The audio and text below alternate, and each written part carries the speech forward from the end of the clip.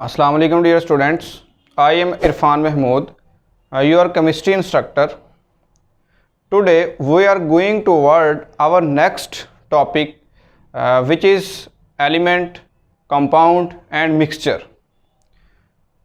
So today we will discuss about element. After that we will discuss about compound and mixture. So element क्या होता है?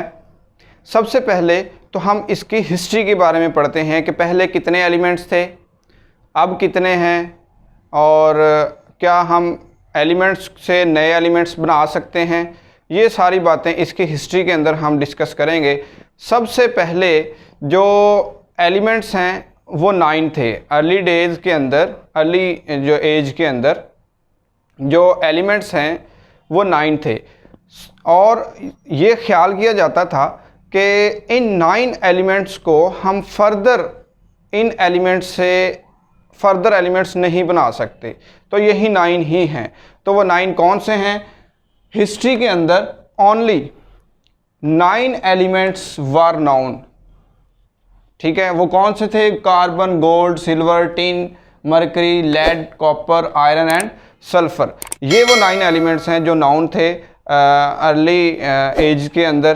तो उसके बाद ये ख्याल किया जाता था कि इन एलिमेंट्स को हम ब्रेक नहीं कर सकते आम मेथड से. मसलन एलिमेंट्स वर सब्सटेंस, एलिमेंट्स जो है वो सब्सटेंस हैं that could not be broken, जिनको हम जिनको हम तोड़ नहीं सकते. उसके बाद डिस्कवरी हुई, एलिमेंट्स को ब्रेक कर दिया गया, एलिमेंट से नए एलिमेंट बना दिए गए. अनटिल 19th सेंचुरी तक 63 एलिमेंट जो है वो डिस्कवर हो चुके थे. ठीक है, 19th सेंचुरी के अंदर 63 एलिमेंट डिस्कवर हो चुके थे.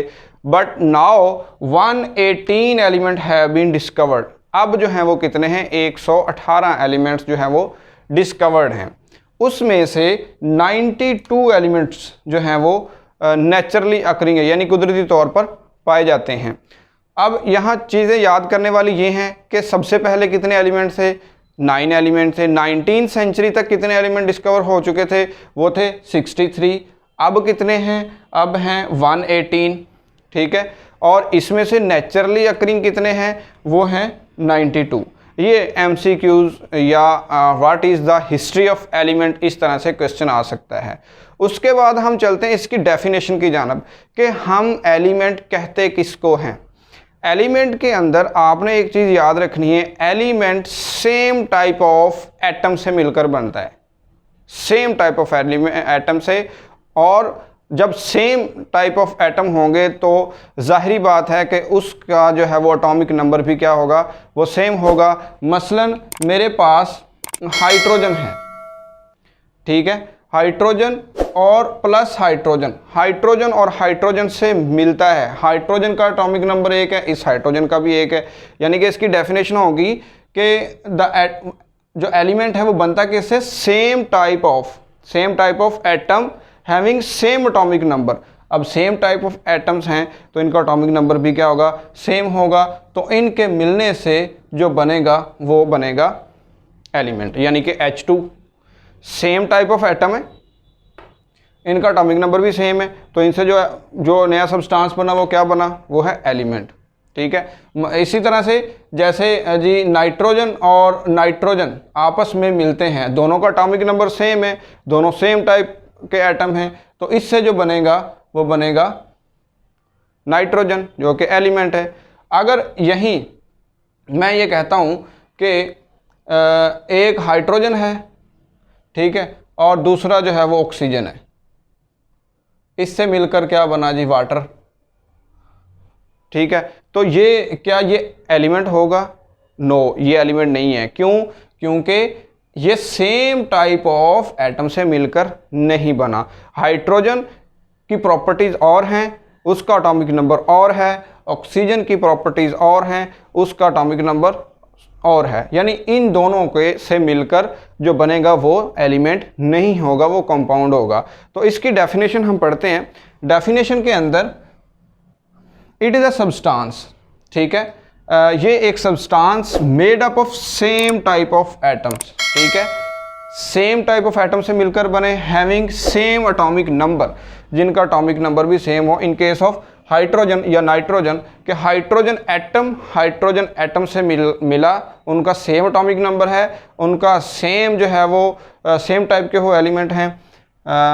एंड कैन नॉट, और ये जो एलिमेंट बन जाता है and can not be decompose, जिनको हम तोड़ नहीं सकते, ठीक है, by this simple substance by ordinary into simple substance by ordinary chemical means, किसी आम मेथड से हम इसको जो है वो ब्रेक नहीं कर सकते। इसके लिए स्पेसिफिक जो है वो कंडीशंस चाहिए, स्पेसिफिक टेम्परेचर, स्पेसिफिक प्रेशर, ठीक है। तो ये सब एलिमेंट की डेफिनेशन क्या है? It is a substance made up of same type of atom, एक तरह के एटम्स, यानी कि जैसे हाइड्रोजन के केस में हैविंग सेम एटॉमिक नंबर, जिनका एटॉमिक नंबर भी सेम होगा। हाइड्रोजन से मिला, हाइड्रोजन जो एक का एटॉमिक नंबर है वहीं दूसरे का एटॉमिक नंबर है, तो दैट इज़ द एलिमेंट। तो हाइड्रोजन अगर ऑक्सीजन के साथ मिलेगा, हाइड्रोजन का एटॉमिक नंबर और है, ऑक्सीजन का एटॉमिक नंबर और है, तो ये जब आपस में मिलेंगे तो इससे एलिमेंट नहीं बनेगा, क्योंकि एलिमेंट की डेफिनेशन दो ही तो कंडीशंस हैं, सेम टाइप ऑफ एटम्स और उनका एटॉमिक नंबर क्या हो, सेम हो। और जब एलिमेंट बन जाए तो इसको हम आम में किसी सिंपल इस सब्सटेंस को ऑर्डिनरी केमिकल मीन से हम इसको सिंपल में जो है ना वो इसको ब्रेक नहीं कर सकते कोई सिंपल सब्सटेंस के अंदर, ठीक है जी। ये है होप कि आपको एलिमेंट का जो कंसेप्ट क्लियर हो गया होगा। तो वाटर और हाइड्रोजन ये दोनों एलिमेंट नहीं हैं, वाटर एक जो है कंपाउंड है और एलिमेंट जो है वो जो नाइट्रोजन या हाइड्रोजन, जिसमें सेम टाइप ऑफ एटम्स आएंगे। इस तरह ओजोन भी कह सकते हैं इसके अंदर, क्योंकि 3 ऑक्सीजन के एटम मिलते हैं तो तीनों का एटॉमिक नंबर सेम है, तीनों सेम टाइप ऑफ एलिमेंट हैं, तो वो भी सेम टाइप ऑफ एटम्स हैं, तो वो भी एक एलिमेंट है। अक्रंस वकूफ़ पजीरी, ठीक है, कि ये जो है एलिमेंट्स हैं ये किस तरह से यानी कि वकूफ़ पजीर होते हैं, कहाँ पाए जाते हैं। तो फ्री स्टेट और कंबाइन स्टेट, यानी कि ये अकेले भी रह सकते हैं, यानी जैसे ऑक्सीजन है एलिमेंट, ये फ्री स्टेट में अकेला भी रह सकता है और किसी के साथ कंबाइन होकर भी रह सकता है। जैसे कार्बन के साथ ऑक्सीजन कंबाइन हो गया तो कार्बन डाइऑक्साइड बन गई, इस तरह से। तो ये कंबाइन स्टेट और फ्री स्टेट दोनों हालतों में ये पाए जाते हैं। और हमारा एटमॉस्फेयर है, हमारा जो अर्थ क्रस्ट है, ओशियंस हैं, इसके अंदर एलिमेंट्स की परसेंटेज है डिफरेंट। और ये टेबल आपने अच्छे तरीके से याद करना है।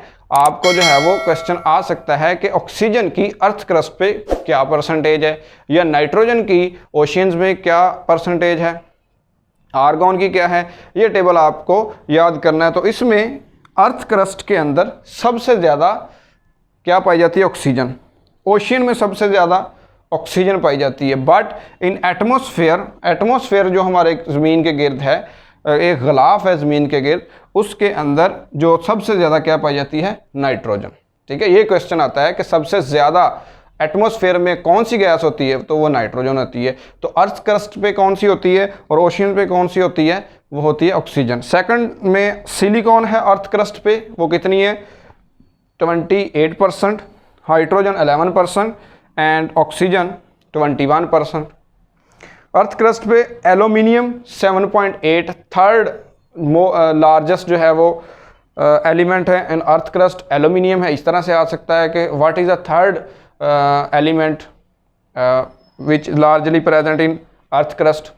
इसी तरह से ओशियन में सबसे कम थर्ड पे क्लोरीन है जो कि 1.8% है। आर्गॉन सबसे इम्पोर्टेंट है इसमें कि एटमॉस्फेयर के अंदर आर्गॉन कितने परसेंट पाई जाती है, सबसे कम पाई जाती है जो है 0.9%, ठीक है। तो ये टेबल आपको अच्छे से याद करना है, इसकी जो है वो परसेंटेजेस याद करनी है, सबसे ज़्यादा कौन सा है, सबसे कम कौन सा है।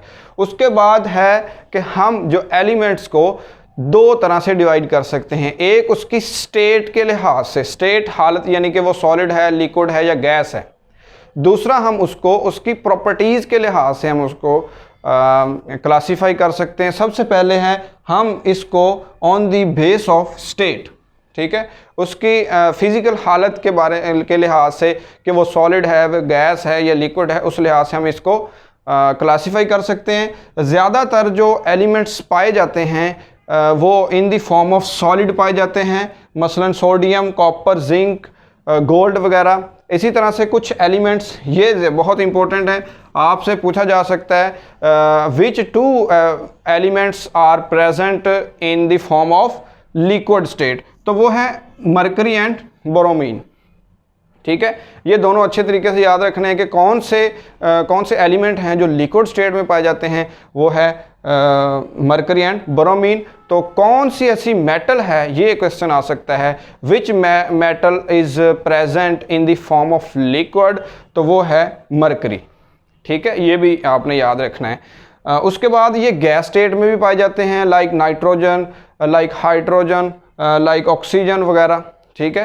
तो ये है on the basis of state. इसी तरह से हम इनको क्लासीफाई कर सकते हैं इसकी प्रॉपर्टीज़ के लिहाज से, ठीक है, कि ये प्रॉपर्टीज़ के लिहाज से इसकी कितनी इकसाम है, वो 3 हैं, metal, non metal and metalloids, ठीक है।